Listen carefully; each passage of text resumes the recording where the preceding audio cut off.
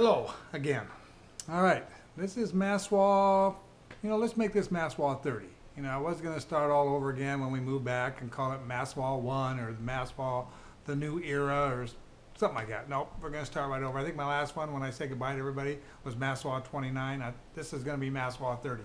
I've got a few emails. I've got a few people asking me, wanting to know, why don't I do a video on moving? I said, well, I think I already did. I think I did one back at the very beginning when we first moved over there. I think it's MASWHA 1 and MASWHA 2. I think MASWHA 1 is about selling our house, and then MASWHA 2, I think, is, but I'm not sure how, I haven't watched it for a while, so I'm not sure how much we covered. So, I mean, I was pretty excited. First time I ever moved there, and I was sitting there, yeah, we're moving to Maui, oh, wow. Anyway, so, now that I've done it, I'm probably not 100% expert, but I'm pretty sure I know what I'm talking about since we moved over there. And then a year later, we moved my mother-in-law and all her stuff over there. And then we moved back here to Washington State. And now we're moving back over. So I know a little bit what I'm talking about. So I'm looking down here because I wrote a bunch of stuff down. I have to use my iPod as a teleprompter to find out exactly what I'm doing here. Moving back, there's only one company I would even consider about going with. MASWHA, right there, MASWHA. These people are great. I've talked to them probably literally, I bet you I've talked to them seriously 60 times. And every time I talk to them, it's the same thing. I've never had one bad customer service person. They are so helpful. In fact, here's their number, right there. So jot that number down because you're going to need it if you're moving over there. There is another company called, you've probably heard about it, Pod or U-Pack. Completely ridiculous. And I'll get with MASWHA's prices in a minute. Let me tell you what Pod and U-Pack, and they might be owned by the same company, I'm not sure, but I'll let you know what they cost. For their containers are about 6 foot 8 inches by 7 feet by 8. So they're not very big. I just got a quote the other day. I checked them out just to see for 2 of them, because we don't have a lot of stuff. I mean, I got a small dining room set, I got a big TV, and I got a thing the TV sits on, a computer, I got a couple chairs, my guitar, surfboard, couch. That's about it. Oh, a little bar over there. I mean, a little teeny bar. And then we only down to 1 bedroom. So this move going back, we're not going to fill up no 20-foot container, but going over there we did. I mean, we had it packed. I had tools. Well, I got a few tools, but not very much. But the first time, but it all fit in a 20-foot. Now, if you have a 3-bedroom home with a rec room and a bunch of stuff in your garage, you're probably going to need a 40-foot, and I'll cover that in a minute. The pods and the U-Packs, so they said for a 1-bedroom I was going to need 2 of those little 8-foot pods. So that's only 16 foot. Notice how I did the math? Look at that. 16. Anyway, it was like almost $7,000. The quote was $6,940 some bucks or something like that. Ridiculous. And for some reason they said, well, we'll drop the pod off at your house here so you can pack it, but we don't deliver to Kihei. So you have to come and pick it up at the docks or bring a truck over, and it was garbage. Yeah, I said, yeah, I'm going to use you. MASWHA, 20-foot container. They'll drop the container off at your house here on the mainland, and they'll leave it there up to 10 days while you pack it. You call them up, tell them I'm all packed, they send it out, and when it gets over there, they bring it right to your house, drop it off, leave it there for 10 days for you to unpack it. Not bad. The only bad thing about that container, I mean, they're huge. They're a full 8 feet by 8 feet by 20. Excuse me, the only bad thing about them is they're 4 feet. That's probably a big 4 feet off the ground. So any ramps, it's kind of a hassle. What I did, I had a little 5-foot step ladder I put right up to and use those as steps, and then when you unload and stuff, you just hand it down to the people down below you. So it worked out pretty good that way. Every time I've done it, it worked out good that way. 20-foot container from the West Coast. Now, I'm not sure if you're from the Midwest or you're from back east or whatever, but from Seattle. These are Seattle prices, and I'm sure anywhere along the West Coast is probably pretty close. $4,300 to ship it over. Seems a little high. You know, coming back, it was really weird. Coming back, it was half price. I mean, half price. I'm thinking, I even talked to the people at MASWHA, I'm not sure. One lady said, it might have something to do with the currents. So when you're going from the West Coast over to Maui, it's kind of like pulling a big trailer uphill. You're gonna use a lot more fuel. Coming back, of course, you're going downhill, and I think that's just the way the currents run, and they go totally by fuel cost, or how much fuel they're using. So, $4,300, and that's that's the cost of the container. That is the cost of the trucks drivers, because the truck drivers aren't MASWHA truck drivers that drop it off here and bring it to your house. But all that price is tied in. So, if you want a 40-foot, if you have a bigger house and you have a 40-foot, it was only like $800 or $600 or $800 more. It surprised me for the container. But I'm thinking for the truck drivers to bring a 40-foot to your house and take it back, it might cost you a little more. So I'm not sure total how much it is. So I'm going strictly on you can get a 2-bedroom into one of those 40-foot containers if you pack right and pack the boxes right. You can do it. Believe me, I've done it. So, $4,300. Now, if you want to ship your car over there, it's a little different story. They say you can put them in a container, but the way they got that and what they charge you extra and trying to get up and do it's a hassle. I just drive my car right down. The only benefit about putting your car in a container, so if you got a 40-footer, you'd have to strap it down in there really good, because I'm sure on that boat it's going to rock around. But you'll get it in a week. Your household belongings ship out every Sunday out of Seattle, every Sunday, and it only takes about 7 days, 8 days to get over there. So that's not bad. I ship my car. I just drive it down to the port, give it to them, and it takes. They only, depending when you get your car there, because that boat only leaves once every 2 weeks. So if you're hitting it at the odd time or right when I got back, you're going to have a big delay. So that's the only bad part.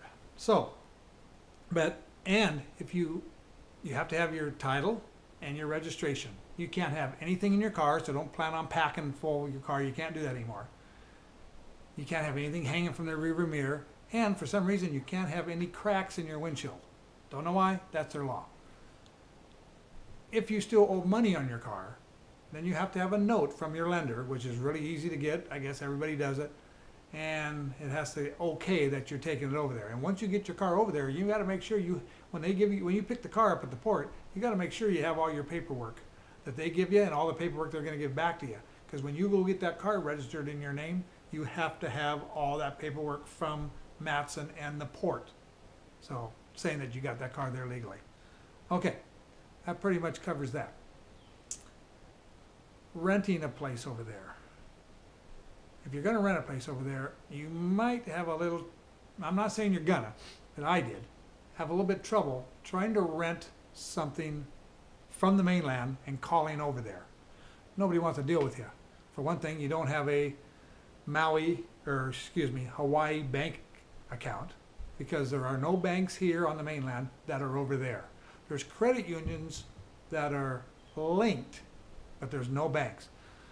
Bank of America, U.S. Bank, Key Bank, none of them are over in Hawaii. You can look it up on the internet, and they'll say, you might say, oh, Hammer lied to me. I see it. I did the same thing. No, those are just ATM machines over there that accept those cards. So there's no banks over there. They're all Hawaiian banks. I bank over there with Bank of Hawaii. Love them. So since you don't have a bank account yet over there, because you haven't been over there, you're trying to do this all on the phone, you don't have any Hawaii ID, you don't have any references from Hawaii, it makes it really hard to rent something from here. We had to go, the first time we went over there, we had to go over there, spend 4 days over there, find a place, write a check, sign everything right there so they could see us. This time, since now I have a bank account over there, I have Hawaii ID, I have Hawaii references from where I rented, 2 of them, I have Hawaii personal references, I've lived there, so I can do it pretty much over the phone. I've already talked to one person, one place. So that's kind of cool. So you might have, the worst thing you're going to do, you're going to have to spend maybe a couple, 3 or 4 or 5 days, go over there, make it a vacation, and find a place, and then come back, and then make your arrangements. it's timing's everything. It's trying to time your stuff, because when we went over there, and anybody's going to have this problem. You're going to send your stuff over. So let's say we packed everything in the truck today. All right, now there's nothing in our house, our apartment here, bare. So what do? We jump on a plane, go over there. We still have nothing. I rent a car when I get there, and we went to Walmart and Costco, and we bought coffee pot, we bought paper plates, silverware, plastic silverware. We bought a couple of those fold-up chairs, like on the beach. We bought a TV, because we were going to want a TV for our bedroom over there anyway. What else did I buy? Oh, I bought a blow-up bed, like I said.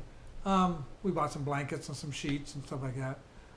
This time we're doing it different. I bought a really nice blow-up bed here on the mainland. I'm taking it with me. It has a nice handle, zip up. I'm just going to throw it on the plane, and I'm not going to carry it on. I'll just check it in the plane. And then we're taking an extra big suitcase along with our regular suitcases, and we're going to pack sheets, our pillows, and stuff like that in there.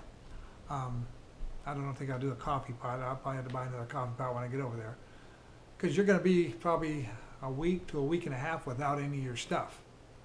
But you know what? You're just getting to Hawaii. You're not going to want to sit in your apartment or your house anyway. You're going to be out on the beach. You're going to be running around. I only rented a car for like 3 days when I got there. Just enough time to go out and get everything, because where we live in Kihei, you're right on the beach. So we didn't care if we had a car. We could walk across the street to Safeway. We lived right across the street from Safeway. Go to Safeway. I got a doctor, which is right across the street. There's eating places right down the street on North Kihei Road. There was all kinds of eating places, so we didn't really need a car. So I just toughed it for about a week and a half, and yeah, really toughened it. I'm in Maui on a beach. So let me see what else I got here. So it's going to take a while anyway for your stuff to get over there, especially your car. It's timing. Timing's all the thing. So if you can think of it ahead of time, call Matson, find out when their boats leave and when your car has to be there. Now remember, let's say they have to have it by Thursday. I always make sure I get it there by Wednesday, because it's basically, and I don't know how many people are shipping their stuff over there, but it's basically first come, first serve. So if that boat fills up, sorry, here it goes out next Sunday. So I always get there a day early to make sure. Same on the car. If they say it has to be there by a Friday, I get it there by Wednesday or Thursday, just to make sure, because I want my car as fast as I can get it. So it's all timing. Just call them up, see when their ships are leaving, and also here's their website right there. You can go on their website, and it's kind of funky the way it works, because you have to have the greatest, newest flash player and all this other stuff. But you can follow their fleet. So you give them remember this, when you get a container, write down the number. There's a big number on the side of the container, and inside on the wall, goes up and down. Write down that number. Of course, it's going to be on your quote too, I believe, because I took a picture of the one on the truck, so I made sure I had it. Because you can follow your ship and your container and see where it is. So when you get over to Hawaii and you're sitting there and I wonder what our stuff is now, well, you look right on the computer if you have one. I took my iPad. No, I didn't. It didn't work on my iPad. I think I had to have a computer. That's why, yeah. Because anyway, you can track it if you have a computer. So you can go to the library over there and track it if you want, or if you have a laptop, take it. And see whereabouts it is, because it goes from here. I think it leaves Seattle. These are Seattle prices too, like I said. If you leave Seattle, it goes from Seattle to Oakland, from Oakland to Honolulu, from Honolulu to Maui. So you can just track it and see when it's going to be in Maui. When it gets to Maui, or when it gets to Honolulu, you know it's going to be in Maui the next day. And from the next day, probably that next day, they're going to deliver it. So that's how fast it is. What else? Banks, you're going to need all your ID to get it. You have to get a bank account over there if you want one. Of course, that's pretty self-explanatory. State ID or a driver's license. Now, you don't have to get a driver's license if you don't want. I keep my Washington State driver's license because I got some endorsements on it. Hawaii, unlike any other state, when you go over there and you want a driver's license, they don't just transfer your Washington driver's license to a Hawaii. You got to take the test all over again and all that. So I didn't want to go through that, and I didn't want to lose my endorsements because I would have had to take a motorcycle test and that. So I just kept my Washington license, and they said that's perfectly cool. What I did is I kept my Washington license, but I went ahead and got a state ID over there, because you want to get a state ID because you get all kinds of discounts. It's called Kamahina.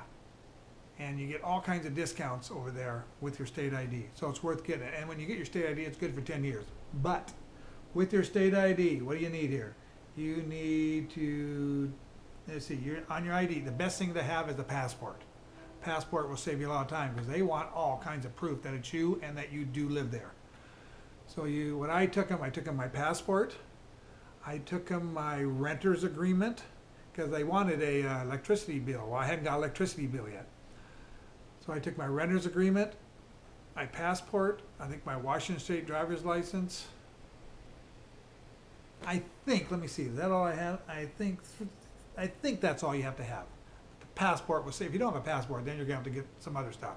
Passport really saved me a lot of time. Same with the driver's license. But like I said, the driver's license isn't that big deal. And, oh, by the way, if you have a handicap sticker, Washington State, California, wherever you're coming from, they don't transfer over. If you want to get one over there, you're going to have to go through all the doctors again and all that. So I just keep since I'm keeping my Washington State driver's license anyway, I just keep the placard, no problem. The placards work in any state, so that's good to know. I think I've covered everything else on the renting part and the.